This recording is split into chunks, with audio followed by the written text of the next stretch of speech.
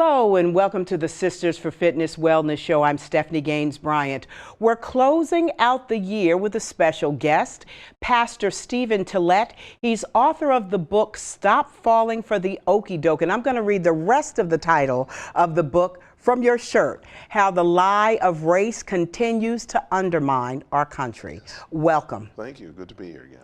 I chose you on purpose because of the book and because of your philosophy on race and how it impacts us all around, where it comes from, where it's going. Right. So as we discuss how we face this new decade, we've got race plays such a major role in that. So we'll be discussing that all through our discussion.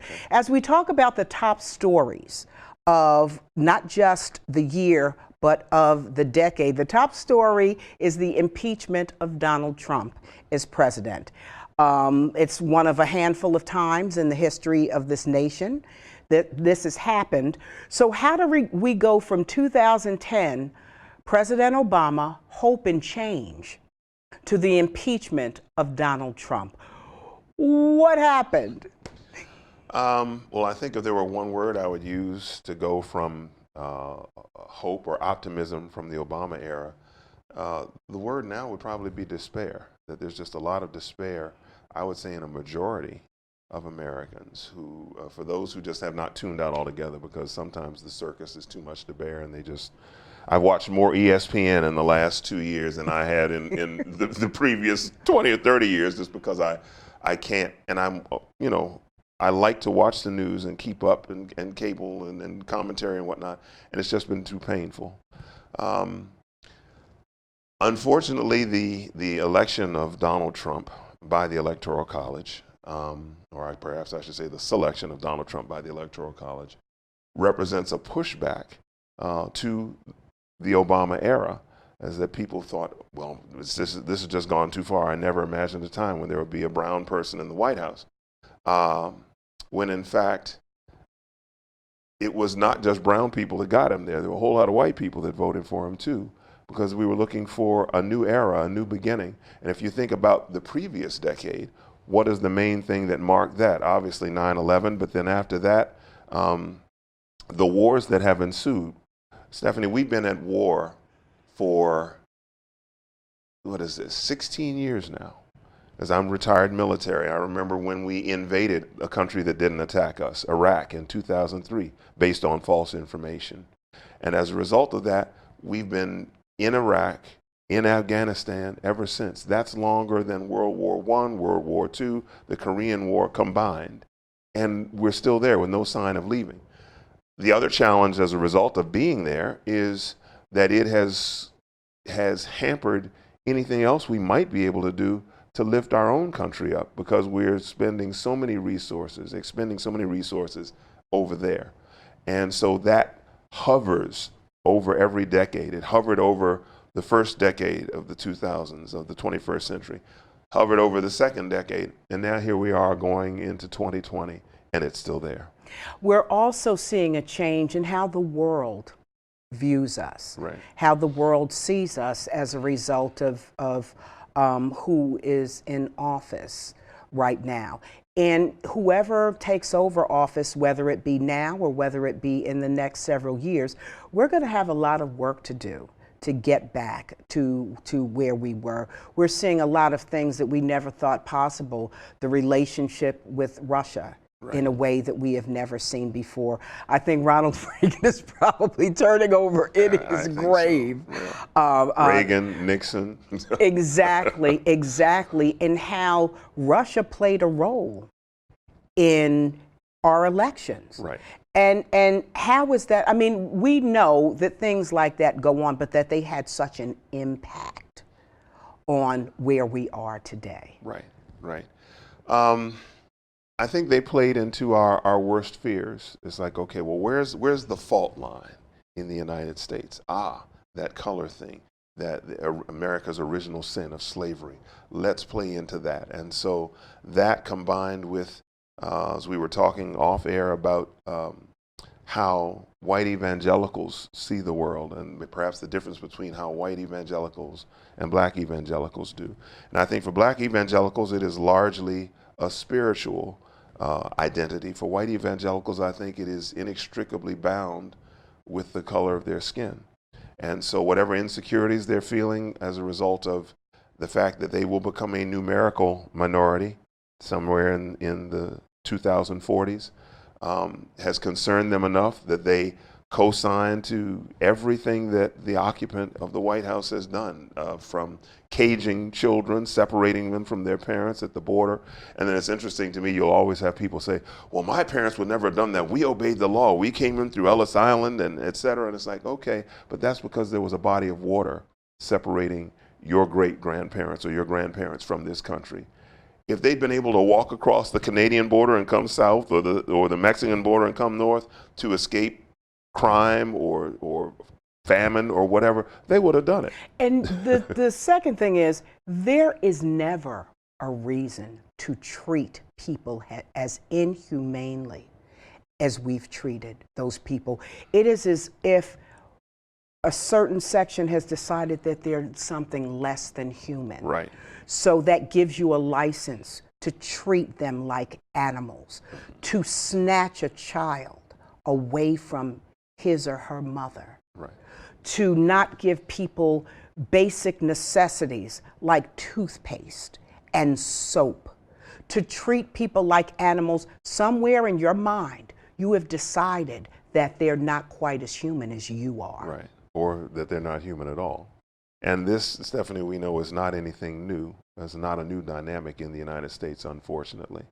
I mean, if you think about it, the folks from Europe came here and discovered a country that, or a land that was filled with people, millions of people, Native Americans, the indigenous population. And over the course of probably 150 years or so, 200 years, engaged in, they wouldn't have called it genocide, but that's pretty much what it was, genocide and forced relocation. And then you import stolen Africans to do your work for you, to help you build the country. So you've already dehumanized two groups of people in building this country, and then you want to hold yourself out as this beacon to the world. But it's a foundation of sand. That's why we're having as many difficulties as we are having, and if we're not careful, and I mean, right now, I don't see how we can't drag this into the third decade of the 21st century because of who the occupant of the White House is. But hopefully, common sense will prevail that the Electoral College this time, that their numbers will reflect the expressed will of the people through their votes. We had an extraordinary situation with Obama when it came to people going out to vote. Right. There was something special, marvelous, right, about going to the polls and pulling that lever and saying, I participated in this. I contributed to getting him in office. Right. How do we get people excited about going to the polls this time? Especially, you've got situations where you've got clear disenfranchisement. Right. Clearly people trying to keep others from voting. How do we get those who, but if we got the people who weren't registered, right, none of that wouldn't even that disenfranchised, the numbers wouldn't balance out, if you understand what I'm trying to say. If we can get people excited this time, right, or give them a powerful reason to go out to the polls, whatever you decide to vote, but to exercise your right. Right. So we mentioned the Electoral College a minute ago. This is a huge pet peeve for me that, first of all, the Electoral College is tied into America's original sin of slavery, that it found its way into the Constitution because they were trying to figure out how votes would be apportioned, considering the southern states, the slave states, and that a large number of their population that the South would count were the stolen Africans. So James Madison basically said, on account of the Negro issue, we have had to create this device. If that's what you needed to do in 1789 to establish the country, fine. But it's the 21st century. After the Civil War, that should have been over. But Stephanie, every time since the Civil War that the Electoral College has made a decision different from the express will of the people through their votes, bad things have happened. 1876, the end of Reconstruction, launching us into 100 years plus 100 years. of apartheid in America, white citizens councils, etc. 2000, George W. Bush, Dick Cheney, invading a country that didn't attack us, crashing the economy. And now this, stinking hot mess we're in the middle of now with somebody who lost the election by almost 3 million votes. That doesn't make sense anywhere on the planet. And it doesn't make sense here, but we have convinced ourselves and taught in schools, this is our system. If it ain't working, if it's not working to the best interest of the country, you have to change it. So going to the election, why don't more people vote? Right now, people are hearing, unless you live in about a half dozen states, we don't really care about you because your state's already decided. So if you're a Republican in California, stay home. If you're a Democrat in Mississippi, stay home, etc.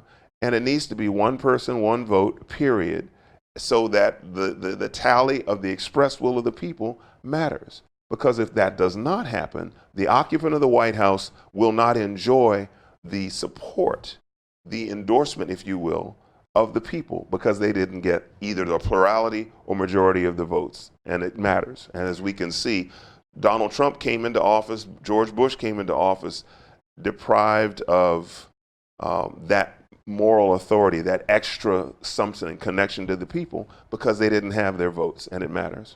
I have got to go back to the evangelical Right. community once more. What is the difference, in your opinion, between a black evangelical and a white evangelical?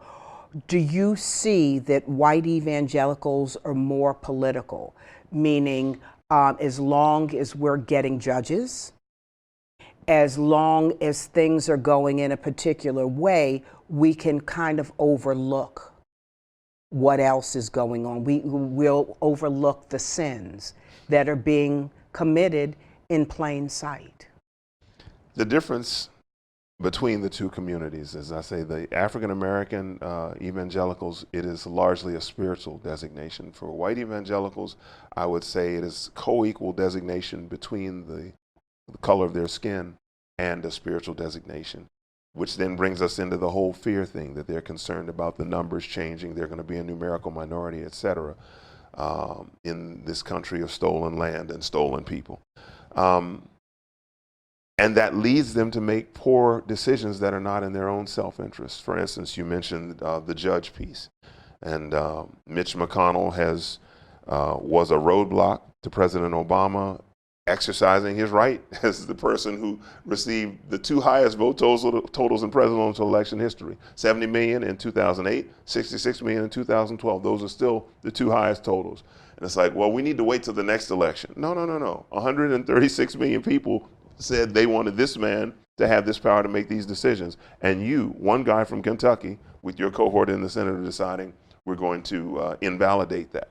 That should upset anyone who's concerned about real democracy.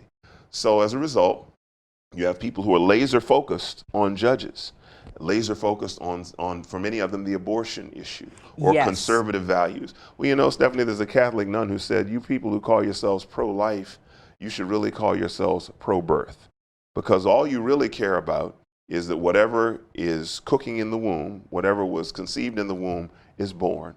But after they're born, you don't care anything about what happens to them. So, a safety net for those that are born into bad circumstances. I would submit that there are women who probably would not consider abortion who have an unintended pregnancy. Many of the married people have, well, you know, we've got health care, we've got some other things, Head Start, you know, other health insurance, et cetera. We can make this work, as opposed to, oh no, we absolutely can't afford this. This will put us deeper in the hole. But we don't have a country that cares about that. And so these people that are making their votes specifically tied to the abortion issue, so you're concerned about children not yet born in the womb. I understand that. As a Christian minister, I get that. But what about everybody else who's already here? So you're choosing judges, presuming that they're going to vote the way you want on this issue, But how many cases that they decide are about abortion? Probably 1% or less. Exactly. What about the other 99%? Workplace issues, environment, your health care and access to it. All other corporate abuses, excess authority by the police, where the courts, in fact, have been giving the police more and more authority and power, making us more and more of a police state. And that's one thing that the 2010s Right. brought to light in a way that we had never seen it before. Of course, we knew police brutality has been going on forever. Right. But to see cases like we've seen over these last 10 years, it still feels like justice is not being served. It is not. It is not. The case I mentioned to you, Casella versus Hughes, which was decided last year by a vote of 7-2, which surprised me. So some of the so-called liberal or progressive justices didn't, in my judgment, vote the right way either. The dissent written by Justice Sotomayor and co-signed by Justice Ginsburg. But the others gave more authority. They essentially said that the officer in this case, if the account of the officer's conduct sounds unreasonable, Sotomayor said that's because it was, and yet the court insulates that conduct from liability under the doctrine of qualified immunity. So basically, a police officer acting on behalf of the state is now more protected from egregious behavior. So as Sotomayor said, essentially you're saying they can shoot first and ask questions later. For people of color, this is a horrific decision that will have consequences going forward, and we're becoming more and more of a police state. That should be a concern. And these conservative judges that you're putting in because you want to make sure that everything conceived gets born, what about the right to life for people who are already here, not to get shot standing in the window of their own house, not to get shot in their own living room because somebody thinks they're in their apartment, but they're in yours? This is insane. Again, these are things that are detached from reality and common sense, yet it keeps happening. And so where do we go with this? What do we do? If this is going to continue, I have 3 sons, and I've had to have the talk. My husband and I have had to have the talk with our 3 sons. Right. Where do we go? I mean, I get scared with them, and they're big boys now, but I get scared when I know that they're out somewhere. Nobody knows that they're college graduates, that my son is a physics major at the Naval Academy. They see this. And that is acted upon because and it just, something that just really racks my nerves or irks me is when I hear that I felt threatened. That's why I shot after 10 seconds. Right. With Tamir Rice. What was it, 10, 14 seconds, something like that? Because it was about 3 seconds. Exactly. He pulls the car up, he jumps out, and he shoots a 12-year-old. Exactly. And we saw that happen over and over and over again. And nothing. Our voices are not being heard. There are people fighting the good fight. Right. But I guess we just have to still keep having that talk. Well, we have to have the talk with our children, but the other thing is we have to have a talk with each other as citizens in the United States of America. What do we want our country to look like? Is it going to be a place that cares for the young, cares for the old? That's how you can really tell about a society, is the way that they treat the young and the old. And our country does not do a good job with either. We warehouse the old. We take as many things as we can from the young, whether it's prenatal care, Head Start, student loans, so that they don't have $1.6 trillion and growing of student loan debt if they decide to go to college. We need to make this a society that is worthy of our children, and right now I don't believe we are. And we're just making things harder. So we have to have a conversation one with another and say, we got to stop being stuck on this 1/64th of an inch, because that's the okey-doke. And so people are saying they're on your side to get you to buy into that, and then all of their policies, their judicial rulings, their administrative rulings. The EPA is being eviscerated by this administration. Things that we thought were dealt with. At a time when we needed clean more water, clean air. Why are we still having to debate this?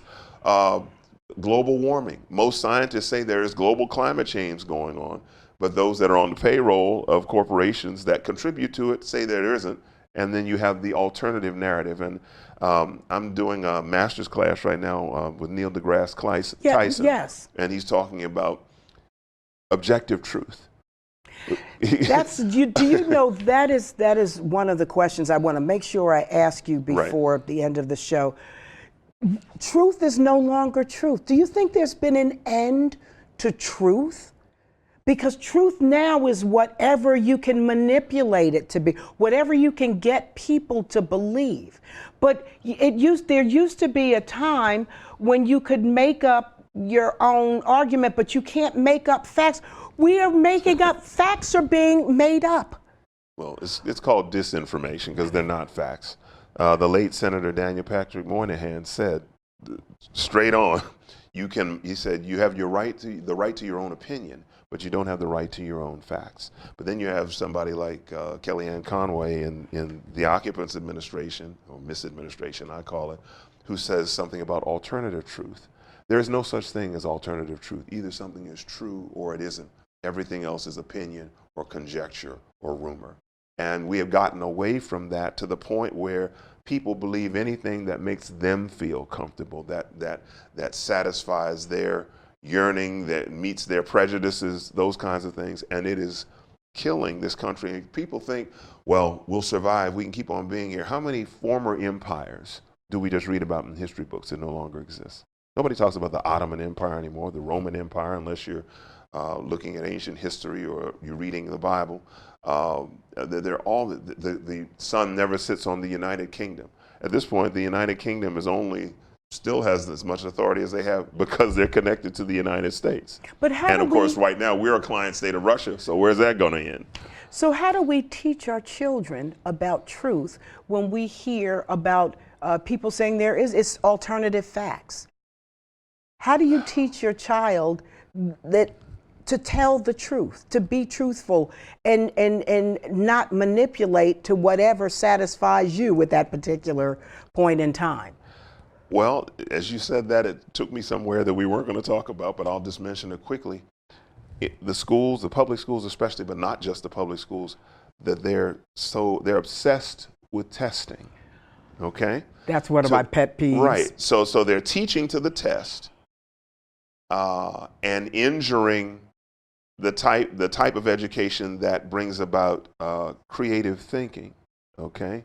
And the other type of, it's escaping me right now, the word won't come to mind, but that people no longer are able to reason as well because all they know is, well, I need to have these answers to check this box on this test. And as a result of that, they don't know how to think for themselves, and they'll listen to whatever they hear.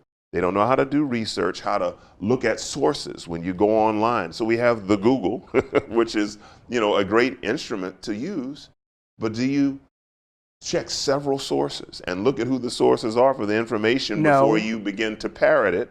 And that's one of the things that the Russians who helped to change the narrative in the last election, that they put all kinds of disinformation out there because they wanted to promote one candidate and injure another because they knew that one candidate was on to them and another was clueless about them. Plus he had his own objectives and wanting to build a Trump Tower in Moscow and, become an oligarch himself.